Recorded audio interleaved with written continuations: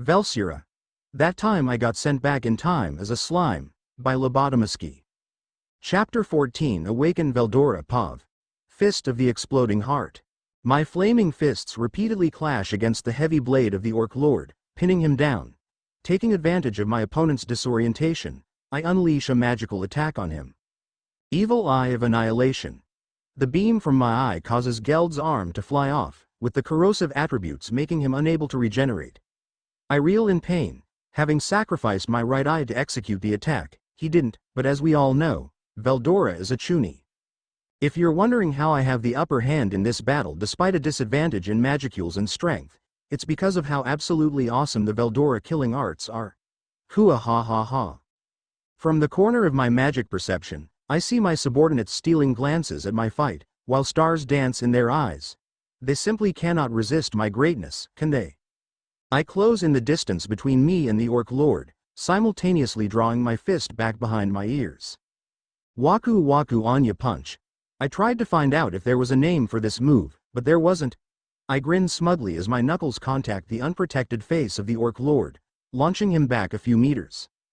What I did not expect, however, was to be dragged along with him. Notice. Enemy has used the ability.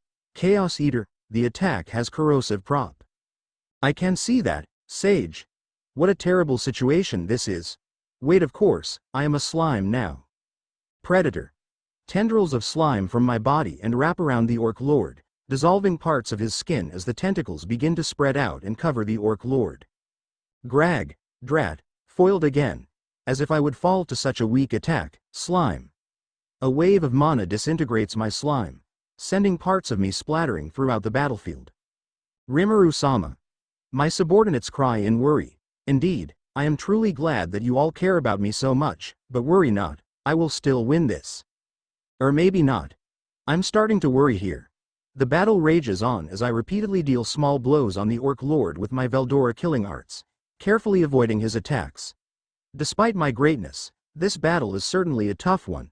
The enemy's power is far greater than mine, and every blow is enough to seriously hurt me. His corrosion ability is also very strong, making it hard for me to escape unscathed after each attack. Fortunately for me, the Orc Lord possesses no skill in martial arts whatsoever. Kua ha ha ha, my dear friend, training is important. He has likely spent his time acquiring strength and new abilities, while neglecting to account for the advantages that fighting arts provide. How foolish.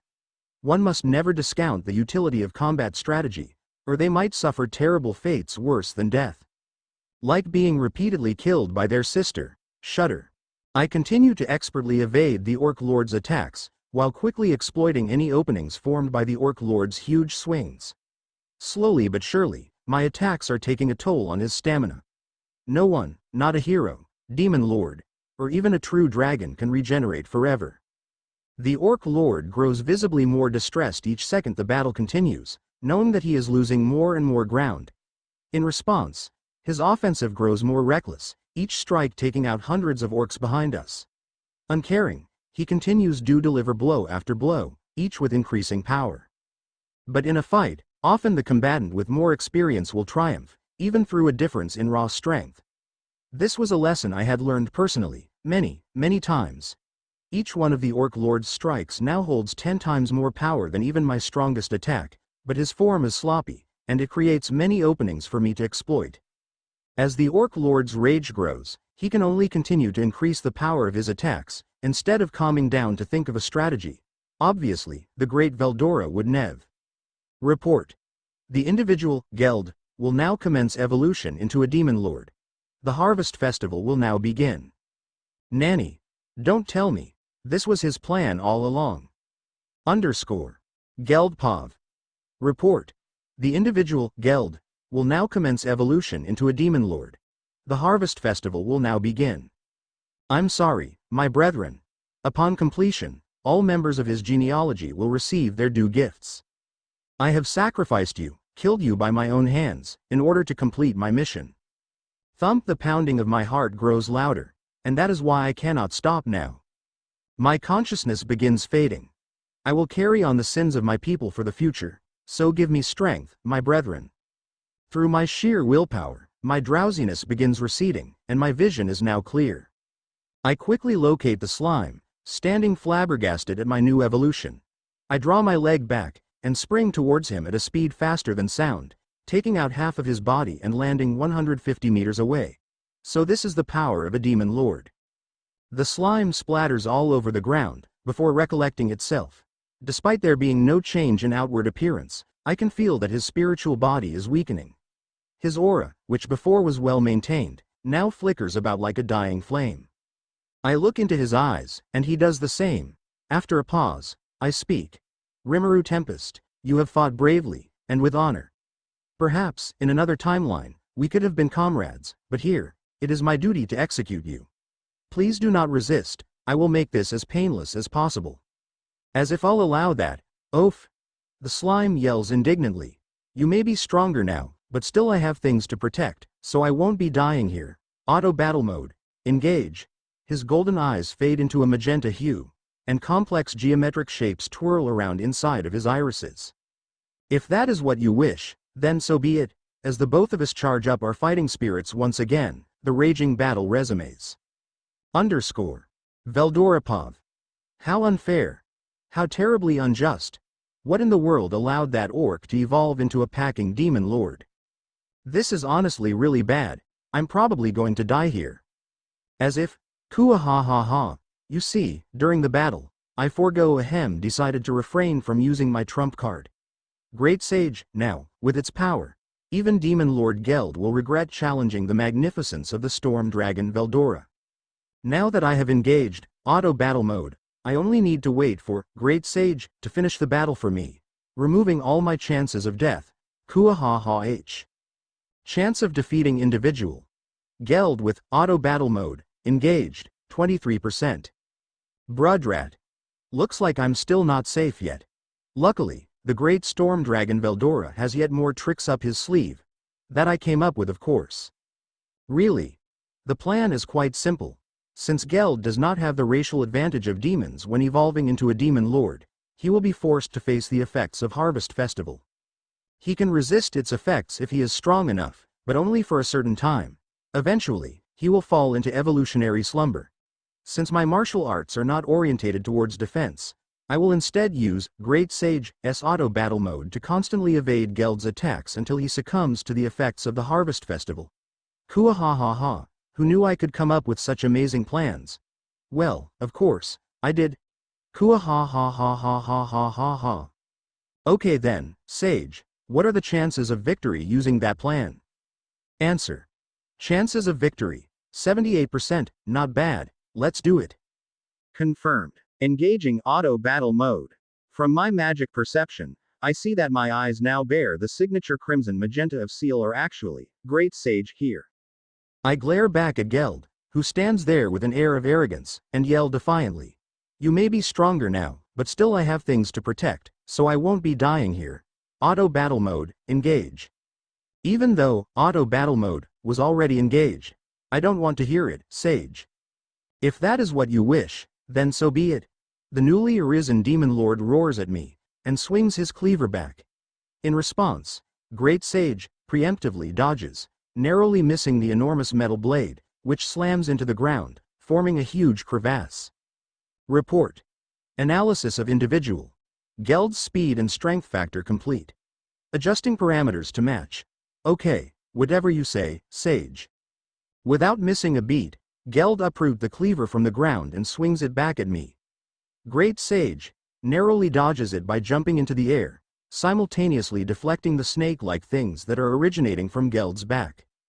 Geld repeatedly assaults me, his attacks growing more and more inconsistent as he becomes frustrated.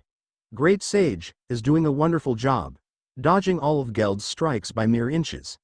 As the second half of this battle reaches its 5-minute mark, the effects of Harvest Festival are becoming apparent on Geld. His attacks are now no longer just inconsistent, they are plain sloppy, allowing Great Sage to exploit his openings and counterattack, despite being far slower than Geld. Alright, it's time to end this. I say as I repossess control of my body. I will consume you, your powers, as well as your sins. I do not know why you came to execute me, but I will not fall so easily. You and whoever else may be watching, I will show you the power of Rimuru Tempest, and the Jura Tempest Empire. I spread out my slime, encompassing Geld's body in thick strands of slime.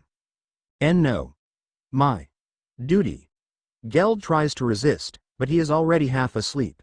As my slime begins to eat away at his body, I quickly take his consciousness and put it in my stomach, so that I can speak with him. While my slime continues to erode his body, I enter a thought communication with what remains of Geld's consciousness. Yo, Demon Lord Geld. Why you? Even after you defeat me, you still trap my soul just to taunt me, and I thought you were an honorable warrior. Nothing of the sort, Geld. I just wanted to show you something. He, or rather his soul, perks up his eyebrows. I continue. From what I gathered, you came here to execute me in order to save your people, but you can rest assured, I will not harm your people. I am relieved to hear that, but I am still skeptical. If what you say is true, then what do I make of the prophecy? Prophecy. Indeed. Lord Clayman told me that a prophecy foretold the birth of a slime that will one day destroy my people's nation of Orbic, as well as the entire Jura forest. What do I make of that, slime? I dunno, Clayman isn't exactly a good guy, is he?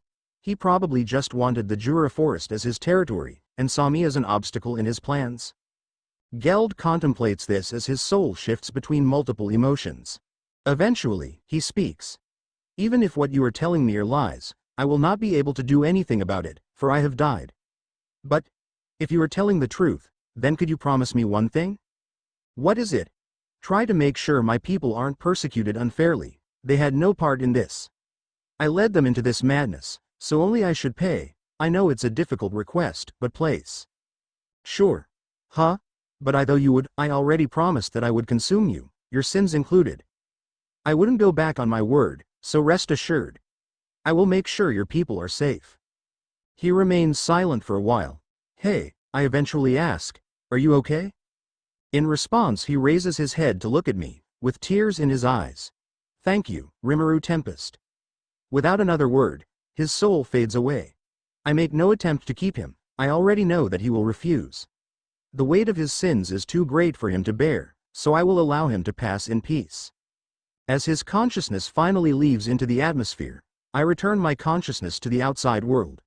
Around me, most of the orcs have fallen into evolutionary sleep, likely due to Geld's evolution.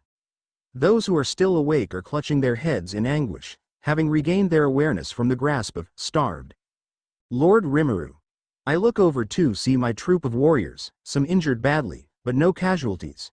You won. As expected of our amazing lord. One of the Dragonoots cheer, followed by the loud expressions of elation from all of my subordinates. Kua ha ha ha, everyone, we have all fought hard, and we have won the war. Tomorrow, we will deal with the aftermath, but tonight, we will feast. I raise a metaphorical mug of beer, and the crowd follows. I give out some orders to my subordinates, such as surveying the orcs' numbers, and carrying the unconscious ones back to the city. As I watch the orders being carried out, the voice of Great Sage appears in my head. Analysis of individual. Geld complete. Acquired Demon Lord seed, as well as the unique skill, starved, and many other extra skills and normal skills. Attempting to super evolve into awakened Demon Lord. Failed. Reattempting. Failed. Unable to evolve into awakened Demon Lord, due to lack of nutrition. That's strange. Can you explain, Sage? Answer. Individual. Geld was an awakened Demon Lord before being consumed. Theoretically, evolution into awakened Demon Lord is possible through analyzing individual Geld. However, a certain parameter was not met, so evolution is impossible. However, Master's magical capacity is now greatly increased due to consuming an awakened Demon Lord. Additionally, unique skill, starved, has been synthesized into unique skill, predator, to produce unique skill, gluttony. Well, it's a shame that I couldn't evolve into a Demon Lord, but I guess it would be too OP for the protagonist to evolve into such a powerful form this early on in the story. It's almost always the case in the sacred texts, after all. Well, I will not let myself be burdened with such things now. I have won the war, and that deserves celebration.